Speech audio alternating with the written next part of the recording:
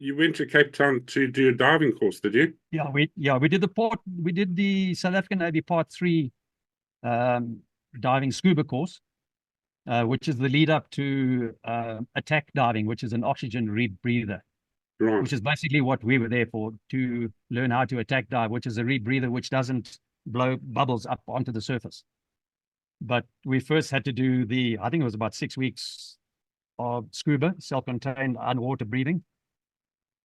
And it's winter time because the Rhodesians were only given it during winter because that's when the school is closed because it's cold. Mm.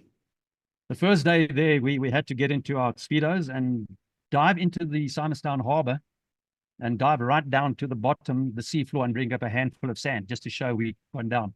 Mm. The water, I can remember, no word of a lie, was 6 degrees, the water temperature, Celsius. Yeah. That's colder than your fridge. It was freezing. And then for 2 weeks, we did medicals. And when we weren't in, the doctors doing ECGs and EEGs and getting our teeth x-rayed, we were doing what they called skinnies, which is basically you jump off the camber, you swim across a piece of open water to these scaffoldings hanging down with netting and ropes. Now you must climb up the ropes, hand yourself across down the other side and swim around a buoy, about 100 meters out and then back to shore and then around the dive school back to the camber. That's called one skinny. And they just did skinnies. And when you dive into that water, you get an instant migraine. So you have to try and jump in. Don't let your head get underneath the water. It was so cold. Mm. Grief, man. And what was the purpose of having such an advanced diving skills in a landlocked country? Well, the SAS did operations into Mozambique, into Beira. They sank the dredges in Beira Harbor. And, you know, there's always those targets like LM. We didn't do any diving ops into what was Lorenzo Marks in those days. Yeah. But Beira was, I don't know, I actually don't know the details of the dredges. What I do recall is the very next day, the South African Railways helped to raise the dredges. So what's the point? Yeah. It I was think all... the dredger, I can still remember, I think the one dredger's name was Amatola. It was all economics, wasn't it?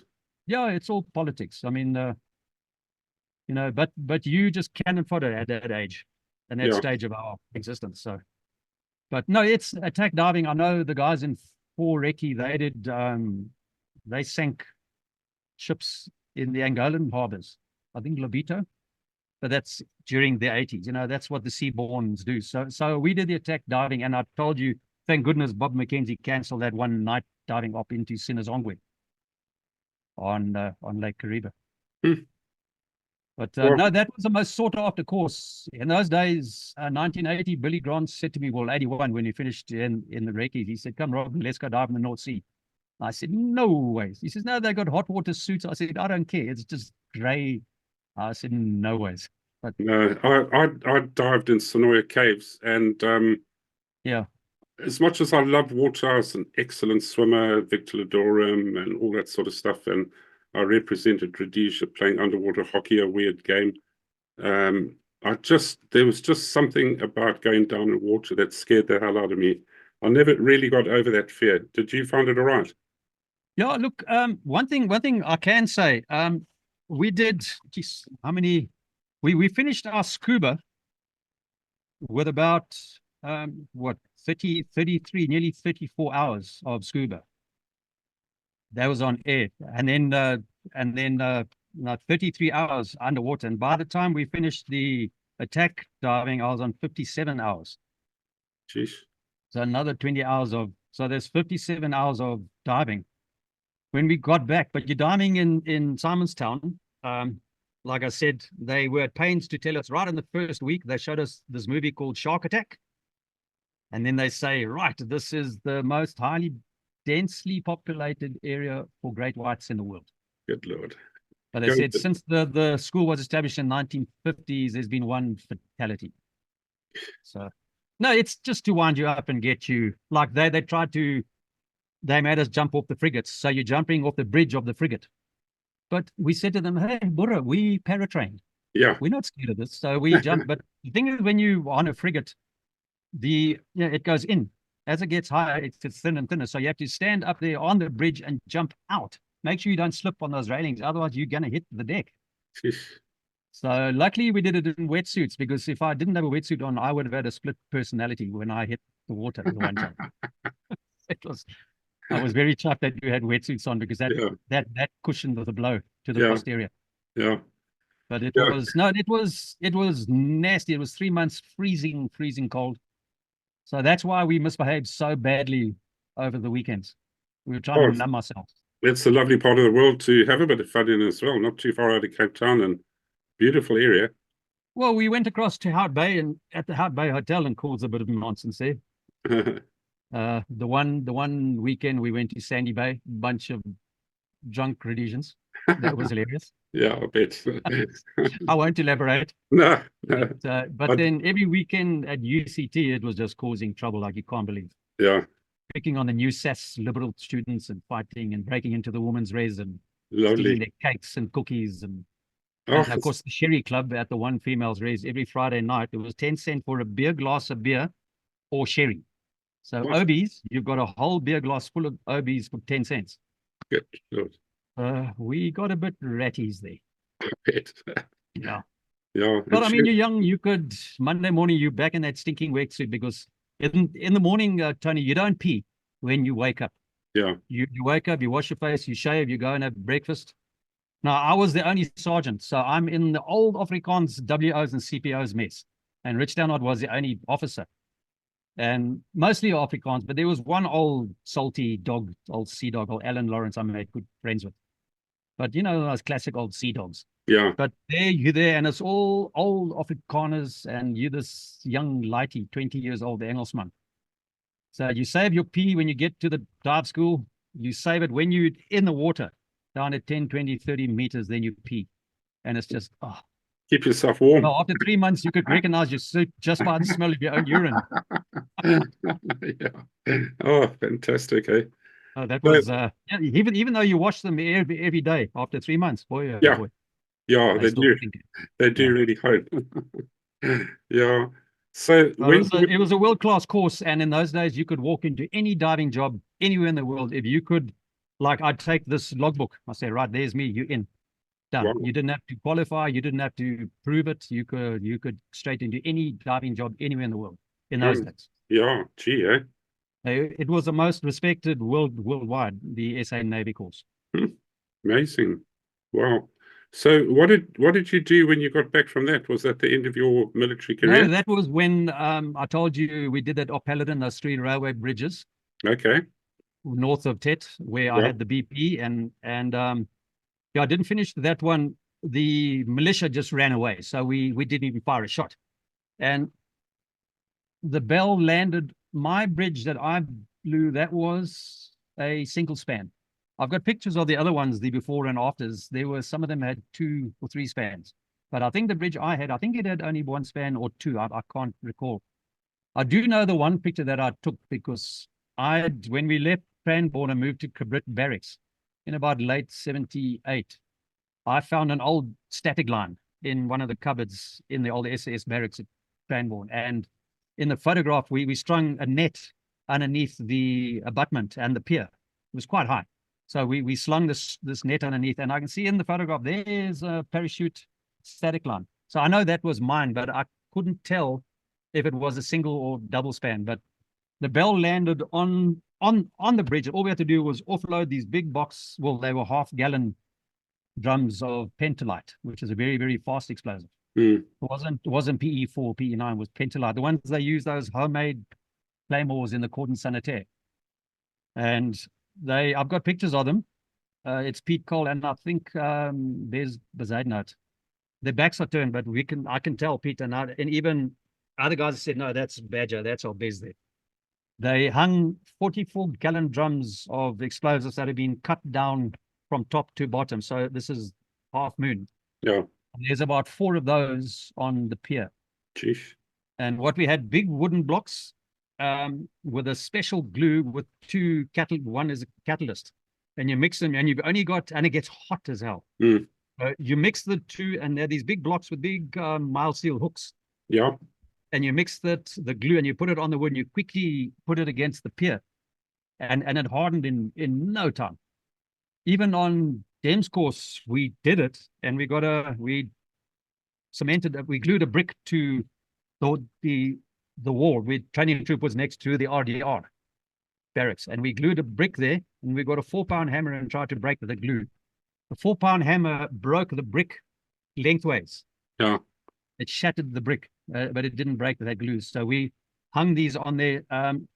Tony, our bridge, that bell offloaded 1 ton of explosives. Good Lord. So if you want to talk about overkill, that was overkill. And we were told to take photographs, and I must have gone back 200 meters, and I'm busy waiting for the explosion, and I took pictures, and I just had concrete raining down all around me. It was a miracle that I wasn't hit.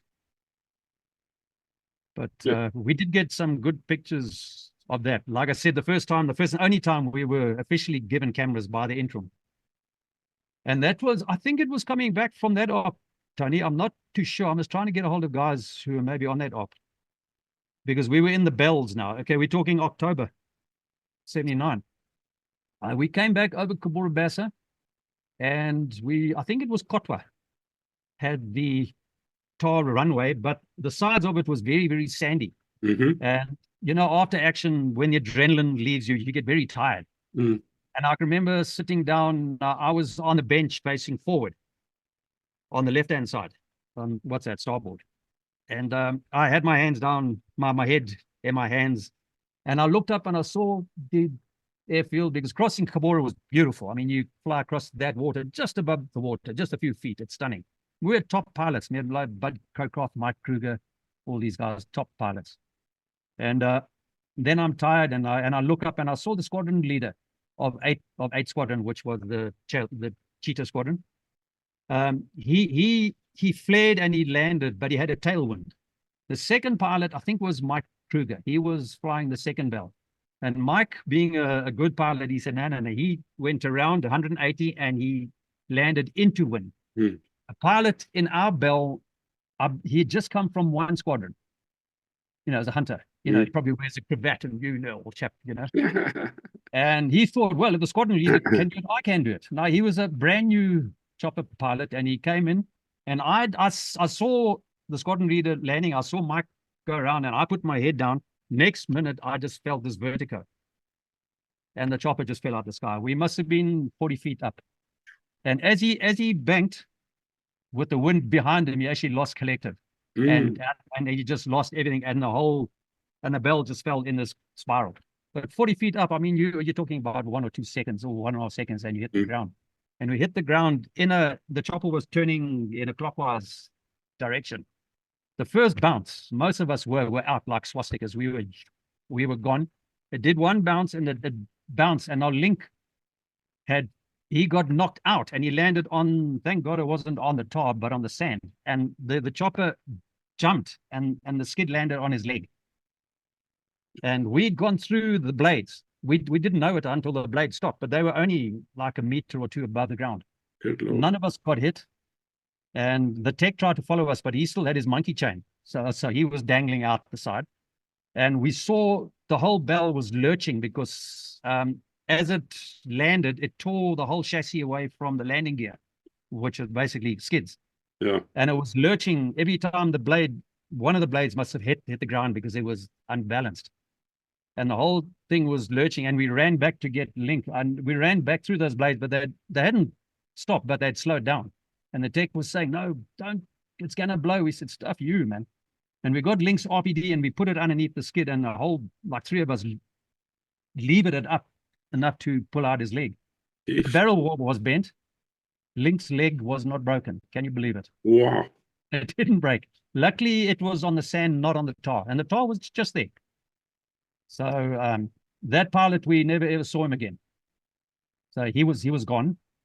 And then, so I was a nervous passenger, because a year before that, flying from Decca to Binga to deploy in an Islander, I didn't know that an aircraft's got a stall warning siren.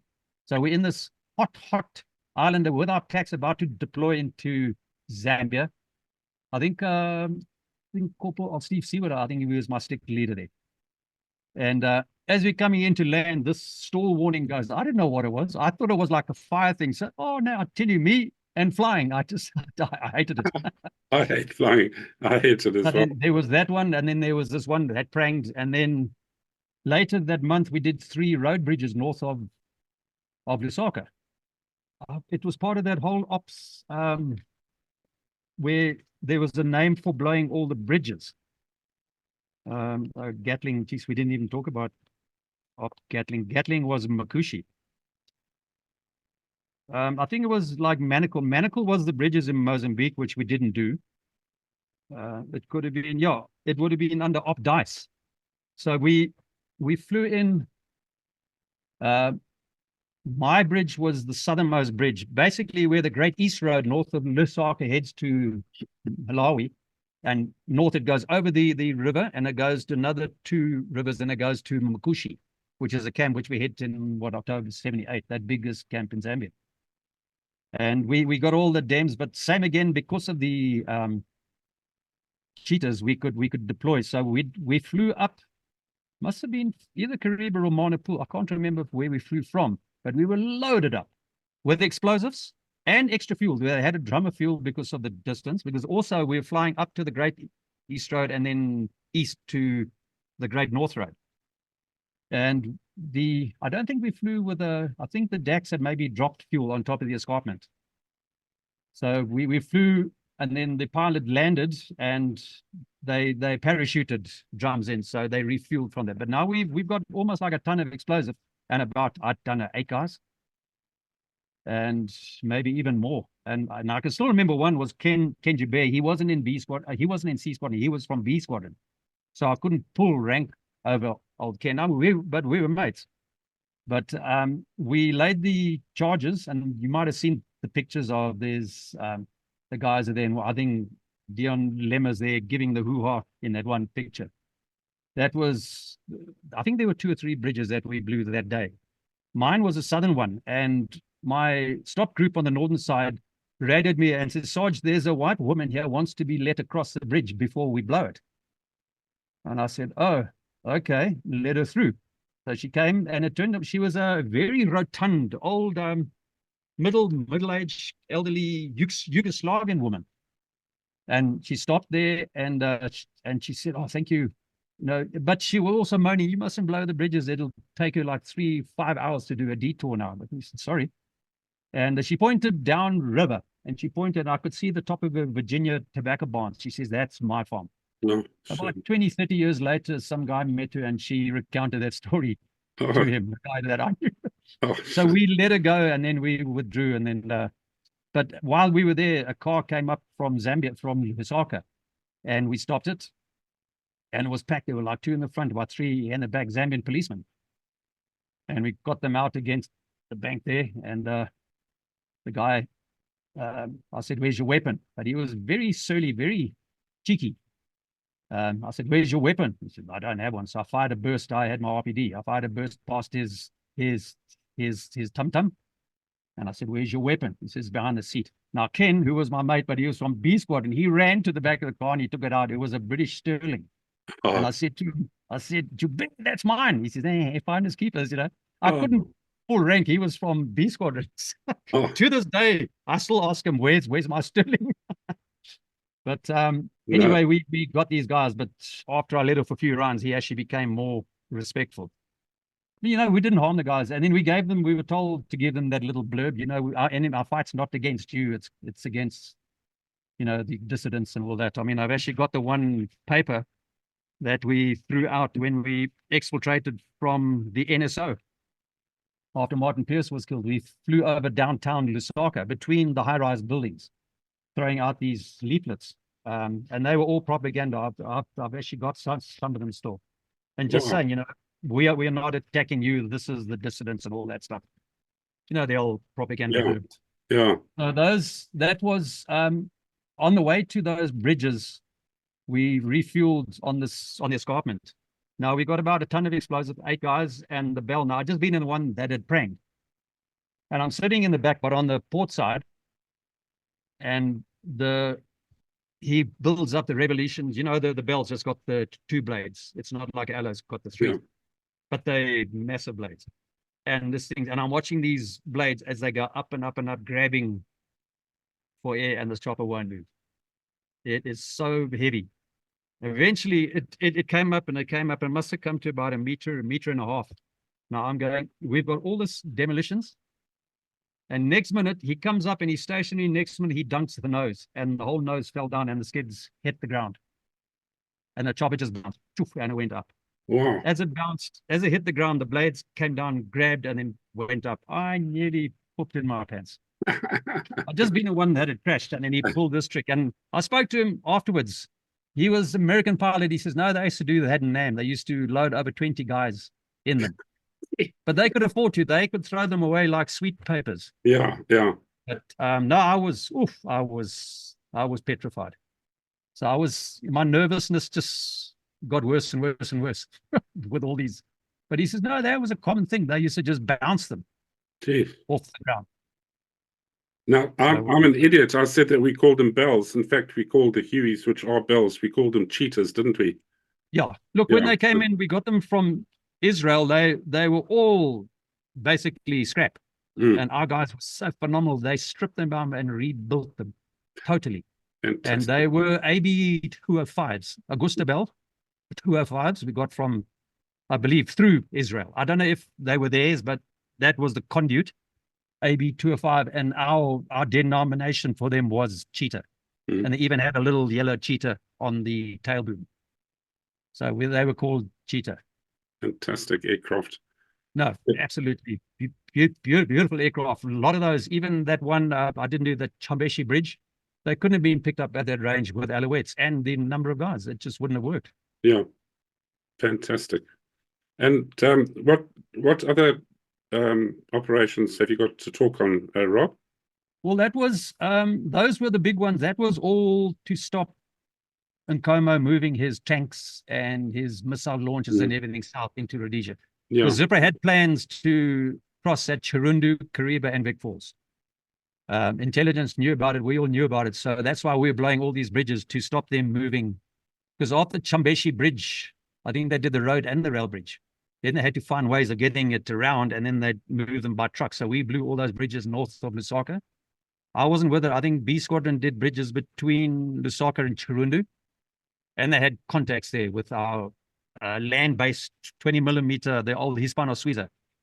We had converted into the ground roll. We had fantastic engineers there. And I think it was B Squadron. They actually ambushed some Zambian army reaction with those 20mm from far away. But they were only great because when they did, what was that big op, Chamoyo 2? What was it called? Like Monte Cassino. They captured Yugoslavian, I think it's the M50 Yugoslavian triple barrel 20mm anti-aircraft guns. Wow. And those, I think they're 75 or 65 round magazines from those Yugoslavian guns fitted onto our old Hispano-Suizas, which came out of the Vampires. They fitted on perfectly. No modification, no filing, just unbelievable. Wow. So once we got those, then boy, oh boy, we mounted them on the back of Unimogs. Instead of the 12-7, we put the 20mm with a big drum magazine. No, they're phenomenal weapons. And I think B Squadron engaged a long-range engagement with the Zambian Army reaction force with these. But I mean, those things weighed, how much did they weigh? 79.5 pounds. Crumbs. And they were nearly 7 foot long. But they were mounted on these frames built by the engineers, and they had legs with big pneumatic aircraft tires, little wheels, and they were at the top, and you turn it over onto its wheels so the gun is underneath. You hook the two drums to balance the weight, and then you hold it by its, they had two firing handles, and that's how you would tow it through the bush. You obviously couldn't go very far, but that phenomenal weapon. I actually used the very last op that we did in the SS was with Renamo on Gorongosa in December of that year. So phenomenal weapon. And look, heavy weapons and anti-aircraft, that was my forte. So that was there. Fantastic. But then October, that was the biggest attack that we did in Zambia after Mkushi, which was what? That was October 78. This was October 79. We deployed, the Air Force had two leading about September 79, 2 aircraft fired at from the ground in this area, just about northeast of Kariba. I don't know how many Ks it was inside, maybe 60, 70 Ks into Zambia. First, I think a light aircraft, then a chopper was fired at from the same area. So they did Canberra photo reconnaissance, but they struggled to pick up anything. But they saw tracks leading into this area. There was 2 ridge lines and a pan in between. So in about October, I think it was, 79, they deployed 2 sticks, 2 fighting patrol sticks. Normally we operated 4 men, but I think on these we could have been 8 men. I'm not too sure. 2 sticks, one to the north was Lieutenant Rich Stannard, and the one in the south was Lieutenant Phil Cook, a New Zealander. I was Stannard's 2RC on this op, so we deployed in the afternoon. We deployed northeast of where they suspected the camp was. Now, it was only suspected, Tony, because they'd even flown a Dakota over those ridge lines, and they'd fashioned a chute out the door like you're chucking rubble off skyscrapers. You got those long chutes. They threw incendiaries out to try and burn that ridge to expose any camp. And they didn't even draw around. No one fired at the aircraft. That's how good their discipline was. Yeah. Zipra had been ordered to not shoot at the airplanes because they realized we've been found, but we couldn't pinpoint where they were. So we sent in 2 fighting patrols. I can't remember if we were 8 or 12 guys. I really can't. But we deployed in the afternoon, and the Jesse bush was so thick, we could not walk through the bush. We could not approach that camp through the bush. So we actually walked along the track from the northeast. And I do recall the heat was so intense, we actually carried a 20-liter chigubu of water, a container of water. I don't think we even painted it. It was still that white because we were moving at night. And we must have stumbled down that track in the dark. It's very, very stony, very rocky track. And about midnight, I actually said to Lieutenant Stan, I said, "Sir, we must stop. We're making too much noise." And she says, "No." I said, "Look, time and distance. We have to be close to where we think the camp is." So I said, "Yeah, okay, tell the guys to bed down here." And he just pointed at the side of the road. But in the moonlight, I could see there was a low ridge on my right-hand side. So I said, "No, let's just get up onto this little ridge." It wasn't high. It was like 10, 12 feet, 15 feet high. So he says, "Okay, we get up on the ridge. You don't even take out your sleeping bag. You just settle down between the rocks, lean against your pack, and just try and catch a few Zs." First light, we are up. There's no time for a brew because we're too close. So you're up, you put it away, and you quietly form up. And I remember the first 2 guys they were both at RPDs. One was Rob Cuthbert, the other one was Link Ladder, or Link. As they stepped onto the track, now we're heading west, and these are right-handed guys. As they stepped onto the track, there was a boom, a rough boom manufactured by Zipra as the gate of the camp. That was about 20 meters away. Right. And there were about 3 Zipra there, and there was an instant firefight. They took off. They lucky because Rob, if they'd been left-handed, they would have taken them out. But being right-handed, they had to now swing around, and these guys just took off. They were gone. And that was the start of an eventful day.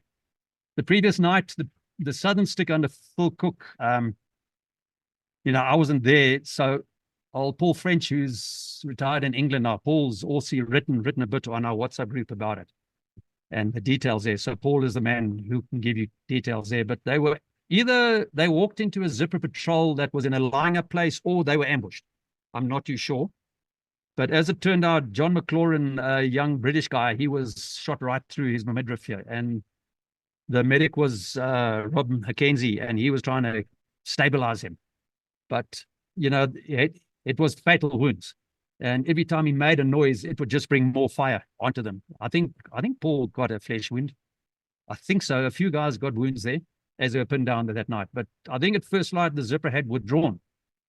So they had to then Kazovac McLaurin, who had died. I think Paul and them stayed on with their flesh wounds. But I'd have to ask Paul the details there. And they approached the southern part of the one ridge line, and they came under sustained, accurate fire. Zipra had ranged fields of fire. Can you believe it? They were ranged. So that they knew if they're there behind that hill, that's 650 meters. They use B-10 recordless rifles. They use 82 millimeter mortars. I think it was my mate Carl van Heerden. I think he got shot through his shoulder. I think it's Carl. He came out to have a look and he took a round. So the guy was a sniper. Jeez. The guy was good. He just came out to have a look and he took a round through his shoulder. So they were pinned down. Now we were the northern side. We'd already had the one firefight at first light. And as we approached the sort of pan area, we were on these ridge, very, very broken sandstone ridges. And we looked over the ridge and there were 3 of them trying to scuttle. I think we shot some of them, but we captured a few of them. And I think the one capture was quite valuable but I'll have to read Peter Bauer's book to brush up there.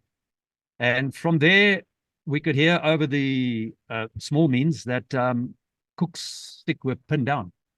So the Lynx flew in from Kariba. And Captain Bob Mackenzie was in the right-hand, the port seat of the Lynx. And we were just about to climb this ridgeline. Lieutenant Stanley said, well, let's climb the ridgeline and take them from behind. But we were attacking, this was a battalion, a zipper conventionally trained battalion. And their fire discipline was incredible. Wow. So we were there at this bottom of this ridge. And, you thought, oh, we'll take them from behind. You can't take a battalion from behind. These guys were dug in, they had trenches, they had bunkers. And they had 14.5 anti-aircraft ZPU-1s, the single barrels. And anyway, we were at the bottom of this ridgeline, and there was a saddle above us, but very, very thick, this terminalia trees, the silver leaf. A lot of terminalia there. And we were about to climb up when the Lynx came above us, must have been 200 feet above us. And next minute, the 14.5s opened up. They were just above us. Must have been 3, 4 14.5s led rip at this Lynx. Jeez.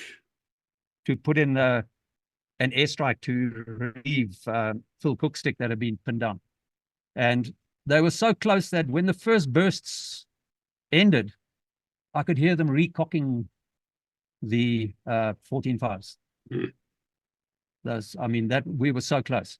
Wow. So if we'd actually gone up there, we would have been in a killing ground. We would have been wiped out. Okay, those probably can't traverse down because we would have been underneath them, because after the attack, 2-3 days later, we flew over that area and I looked at all of the bunkers. Boy, oh boy, oh boy. They were so well disguised. They were professional like you can't believe. But anyway, then we withdrew and we had to withdraw out the camp. I think we had a captive. And then we went back to Kariba. That's when all the orders were given. RLI came in. And I think the RLI officer did the daytime command. And I think Garth Barrett was nighttime. And then we were redeployed. We didn't go in with the assault troops. Other squadrons like Andre Skerpers, that's when he was wounded. Andre was an R&R after a big op in Mozambique. He was at home and he had a dream. And he had a vision of himself flying through the air with a hole in his knee and a hole in his elbow. And he woke his parents up and he said to his parents, look, I have to get back to camp. And they begged him, no, you've just got back, please don't. But anyway, they came to Kariba. When they deployed him, they were approaching, as I said at the start, the Jesse bush was so thick, you could hardly move. And you normally put a junior guy in the front as lead, and there's a big gap between him, and the main group.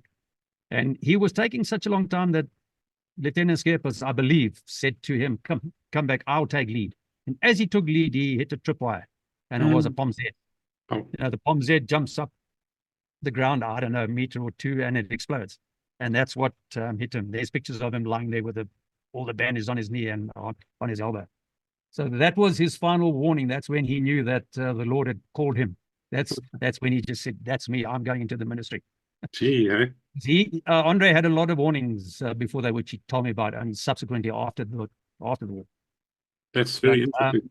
And then the RLI went in, boy, and they took accurate fire from B-10s, from 82s, from everything. They had a few guys killed there, wounded. That was a big op. But on the first night, we were redeployed back as stop groups. So our stop group was on the southern side, and we had one encounter there, just a small one. And that night, they packed up all their weapons. They put them on their backpacks. They put them on shoulder carriers and their barrels, frames, everything. They carried all their heavy machine guns out going westwards.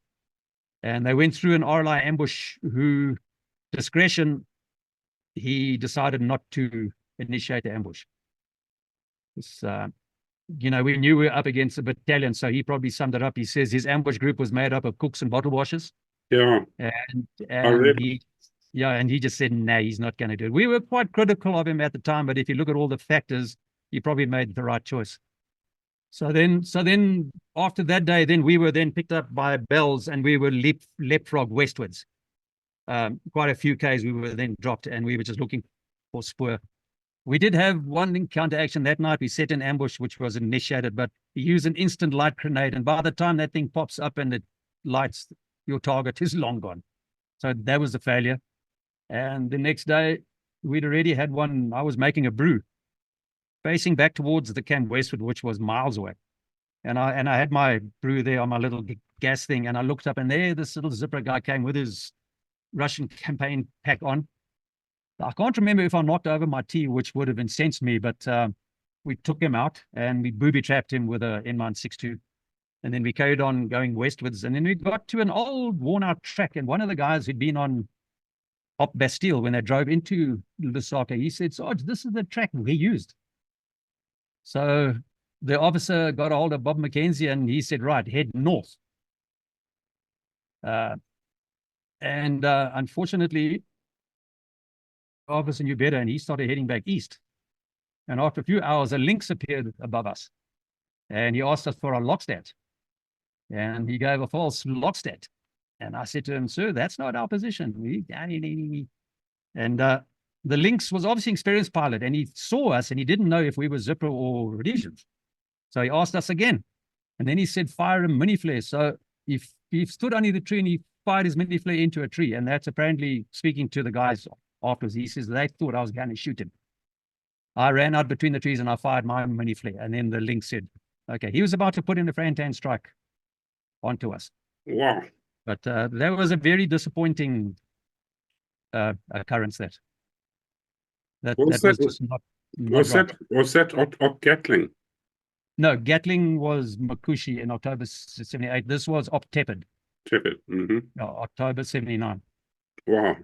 That was our last big op of the war. And then we were deployed. That's when the monitoring force came in December, I think it was. And everyone was supposed to be confined to barracks, but we were at Grand Reef. And they deployed us, I think we were 8, 9 guys. They deployed us to Gorongosa with Renama. So we were the very last stick. So we drove from, because remember the monitoring force were at all the FATs. So we drove in a few 4-5s up to Lake Alexander, our favorite staging point. And from there, the bells picked us up and we flew and they dropped us off on top of Mount Gorongosa with the leader of Renama there, Alphonse Tlakama. Wow. So we were there to train them. They went down and they attacked a Frelimo camp, which we bombed with 81mm mortars and my Hispano Suiza, which was, they were so far away. It was maximum range. It was charge 8 on the 81. I think we fired 106 rounds, and I think 98 were on charge 8. Because we tried to range in, Spike was on the 81, and charge 6 couldn't even reach the camp, so we did charge 8. And over the next 2 days and a night, we fired about, well, I think a total of about 106 rounds of 81mm mortar. Wow, man. And by the time we'd finished that, the base plate was buried over 0.5 meter underneath the ground. And buckled. Good Lord, eh?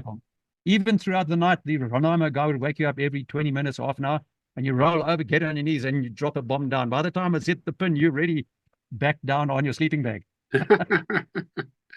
But then Lieutenant Stannard was with the assault team with Renama, and I think Rob McKenzie, and it was so far, I couldn't even see my HE strikes from the 20mm. I couldn't see my strikes. So I was firing blind, but there was a big white marquee, and Stannard said, no, it was full of holes. Jeez. So that was great fun because we had the porters. Renama carried everything. They carried our packs. They carried all the bombs. They carried the Hispano Suiza. It was like a good old-fashioned safari. So that was an attack on Zanda or Frelimo? No, that was on a Frelimo camp. Right. Remember, Renama were just fighting against the government. Right, only the government. Okay, yeah. So that was, look, by the time the assault hit it, they were, I think most of them were gone. Because that's not too far away from Chimoya town. It's, it's a lot further than Chimoya camp attack, but I mean, it's Gorongosa comes out of the Lowveld up into this rainforest. beautiful spot, absolutely Oh, beautiful. it's lovely. I remember all the big trees that covered the road to Kariba. We used to go, not Kariba, Barra, when we went there on holidays. Beautiful area. Yeah. You must go there now. All those trees are long gone. Oh, what a pity. Long gone. I believe they're trying to reanimal the place, but I don't know. I hope they're successful. But well, they've done the Gonorrhea National Park is phenomenal. On the Zambezi, they've done the what's the big buffalo reserve? It's a big hunting area too. Yeah. Is it Maramea? Okay. Maramea, yeah. Anyway, but it's no, Zim's I mean, Mozambique's a beautiful country. Oh, it is absolutely wonderful. Just the government again. Yeah, it's got so much agricultural potential. It's unbelievable. Yeah. And fishing and everything, minerals. Yeah. Would you say, Rob, that Op Tepid was the beginning of the conventional phase of the war? That's what we were heading for very rapidly. I know, and you might have heard my talk, that I was at Vic Falls when they tried to cross conventionally at the bridge, coming through the back door, and they were. Oh, did they actually attempt that? I didn't know that they had attempted that. Oh yeah, I think it's episode 93 or 95 in one of my talks.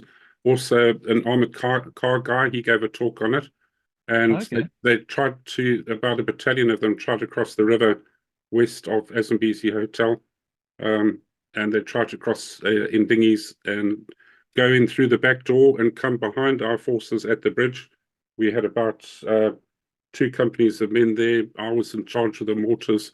We had anti-tank weapons. We had armored cars, etc. All at the bridge. We had artillery, and they tried to come in through over the river, walk along the river line, and hit our forces from behind. And then a train would come across the bridge, and that turned into a very big one-sided massacre of Zipra. But what strength were they? They were at least a battalion. At least, okay.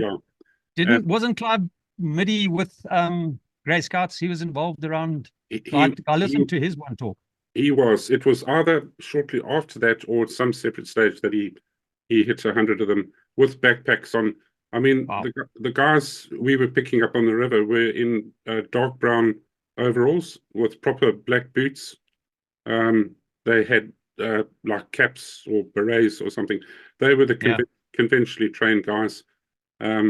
But I think overall, my ex-instructor at Osby said that he met, I forget who the commander of Zipra was in Lusaka, but he met him in a hotel. Lookout Masuku or Pomiso Bengwa.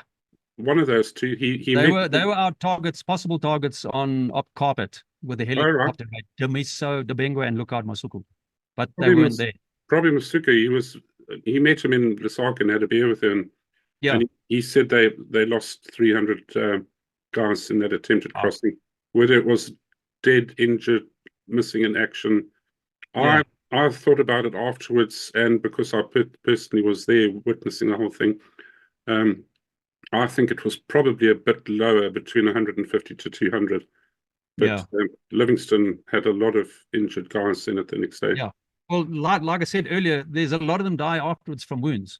Yeah. Yeah, which we can't account for. Because even at Chamoya, of Dingo, the newspaper said 1,200. The guys on the ground, all of us at the time said, no way, it's well over 2,000. Really? That we're certain of at Chamoya. Good Lord, eh? And that's not counting ones that are dying from their wounds. Yeah. Because the guys on the ground are pretty good at estimating. You know, the guys talk straight away, and I took somebody there and there and there and there. So, yeah. But, it's all conjecture. Yeah, sheesh. I just, I'm staggered at the intensity of the war when I hear guys like you talking. It's unbelievable. 79 was incredibly busy, but I didn't even know Lieutenant Andre Scherpers. Really? Until down here when I was with intelligence here, when Dave Berry was killed in 82 in Gonorrhea, on that ill-fated operation from here. Andre was a minister then. He came down and he did the memorial. I'd never met him before. Isn't that incredible? We were so busy. Like I said, C Squadron, at that stage, we were all Zambia.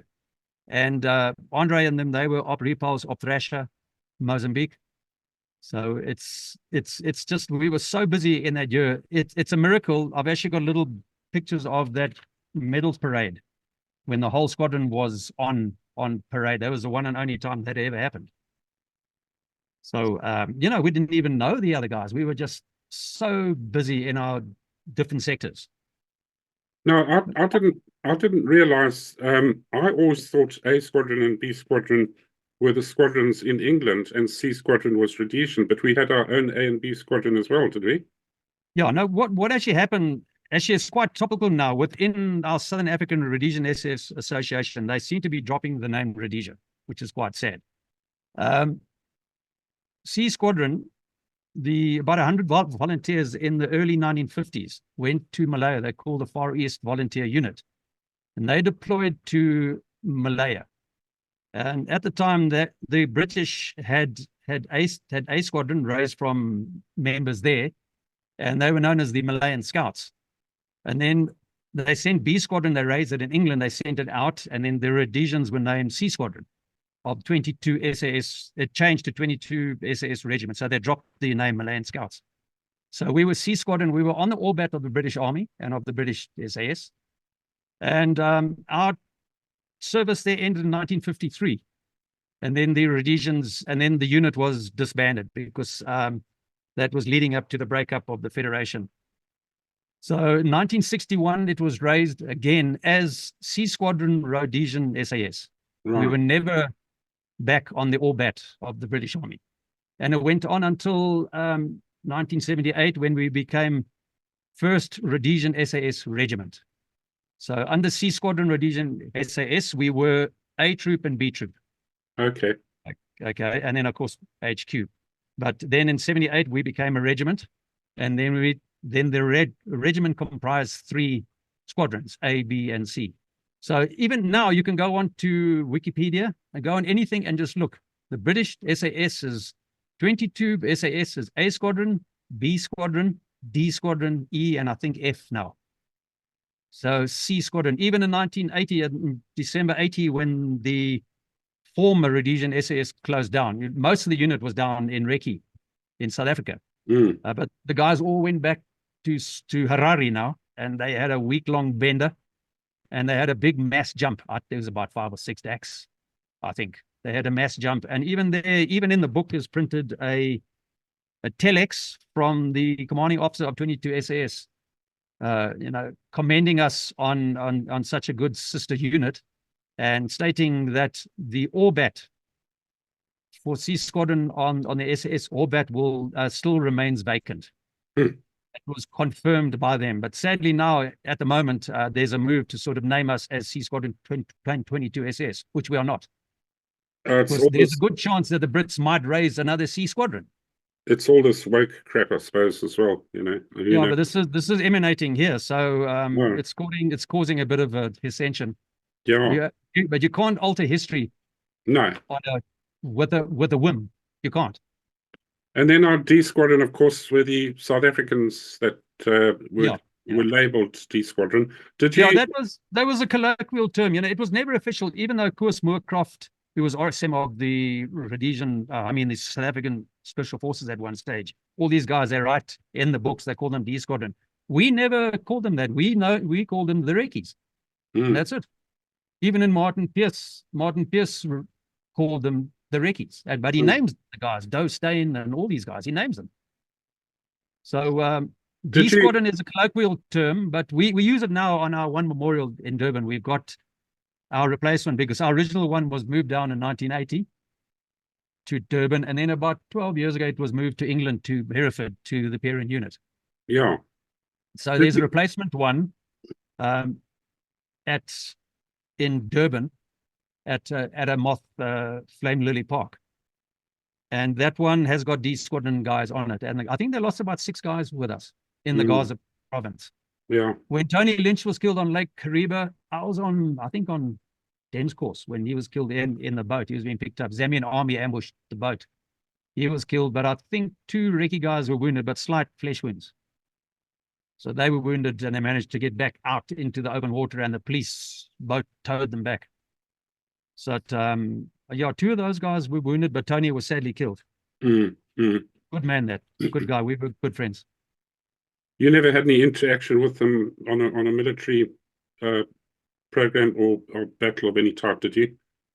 No, you know, it was quite strange. After Chamoya, that was November, then January, I think it was, went to Malapati. And that's the first time that we saw these guns. And I was friends with, I can only remember the one guy. I can't mention his name on air, but he was known as K. Smith. Right. And because he behaved like that. But he was on the very first call sign where that Lieutenant Kokkie du Toit was killed. He's the brother of Wynand du Toit, who was captured in Cabinda with the Rekkies in about 86. Oh, yeah. Now, Kokkie was killed there, and I read his story from him and another commandant who's passed on now, McIver. And Kay and another two guys just were shocked by the combat in the Gaza province. It was hot. And they actually left. Those two left the unit, but then Al Smith, he came back. And we were mates. Even when we were in Rekki in 1980, we were mates. But he went off the deep end. Jeez. Afrikaans, they called it Bossies Week, called it in Rhodesia, what, bush fever or whatever. Yeah, crumbs, eh? What was it called? Yeah, so he died many years ago, but he went a bit loopy. But so I never operated with him, and I don't think they operated a lot with our sticks. The guys based at Kariba, at Vic Falls, when they were doing Katambora Rapids, all those areas from Kazangula, Katambora, all those ops there. The Rekkies were with us. They joined us at Decca, and they did ops with us. But I think Willem Rutter, Willem might be able to tell me if they actually operated separately or they mixed sticks. But generally speaking, as far as I'm concerned, they did their own operations, and then we did ours, especially in Gaza, in the Russian front. I know they were down there when Barajim bridge was blown up. Yeah. They did the southern bridges, and very, very successful. The demolitions and the ambushes. But Barajim, the Portuguese were known as the best concrete builders in the world. They built the barrage, and the explosives, they did not have enough when they tried to blow the barrage. I've been there. I started driving through this area through Papai in the late 90s. And I've been to Barajim, and I've got a photograph of the tail boom of the cheetah that was shot down there. I think that was Dick Paxton. He was pulled out of it by Mike Smith, the late Mike Smith. He pulled him out. It was shot down by heavy machine guns, either 14.5s or 20. Oh, no, sorry. He got shot down with an RPG-7. RPG-7, that's right. But there was, I think, 23 mils up on the ridge line, and some of our guys took them over. Yeah, I've got pictures of that tail boom. It's sitting in the middle of a roundabout on the southern side of the bridge as a sort of a memorial. The tech sadly was killed. Alex Wesson, he died there. The guy interviewed yesterday actually was one of the guys who took out those 20 miles up on the hill, overlooking. Yeah, so you'll hear that in a forthcoming interview. Okay, good. Yeah. Yeah, I wasn't there. We were still in Cape Town. Right. And I can remember the newspaper and Rich Stannard and Rich wanted to go AWOL. We were so pissed off that we'd missed the op. We actually wanted to just quickly drive back to Rhodesia, but it was too late. No, we were so upset that we missed it. Yeah. Good Lord, you went through a heck of a lot, Rob. No, look, I did a lot less than the other guys. Boy, oh boy, some guys, even me, I didn't do 3-4 course. Martin Pierce said to me, "No, Riddell, you've done too many courses." So I lucked out. Beginning of 80, Bob McKenzie said, "Right, Riddell, you can go on the next 3-4 course." I said, "No, thank you, sir. I'll do it in South Africa. They do twice the amount of jumps." But I didn't realize that our future in the South African Special Forces was not going to be rosy. If I'd stayed on after 81, 82, then I would have probably, but I opted out after we were on short 1-year contracts. Most of us left. About 90% of the guys actually left. Was that I sadly didn't do 3-4 in Rhodesia, which is a pity. Was it battle fatigue that made you leave, or was it just the way that South Africans operated? No, it was quite funny enough. If you're interested, I can give you the link to the 2RC of 4 Recce now. He's written a piece because he's I think it's a dissertation that he's doing at the University of Stellenbosch about why the failure of the amalgamation of the Rhodesians with the South Africans. I can give you, I will send you the link, and you can have a look, and he's got it spot on. Oh, I'd like that. And do you know his name? Because I've interviewed Louis Bester. Louis Bester. Okay, I Yeah, thought it might have yeah. been one of the South Africans I've interviewed. He's a lieutenant colonel. He's the 2RC of 4 Recce now. Great guy. I've had very interesting chats with him. Obviously, we can't talk much because if he's operational, we can't say much. But I've had great chats with him. But Louis, I can send you that. It's very, very interesting. And I even asked Mike West, who's now in Petersburg, Polokwane, and Mike said he got it spot on. It was cultural, language, a lot of church, a lot of religion.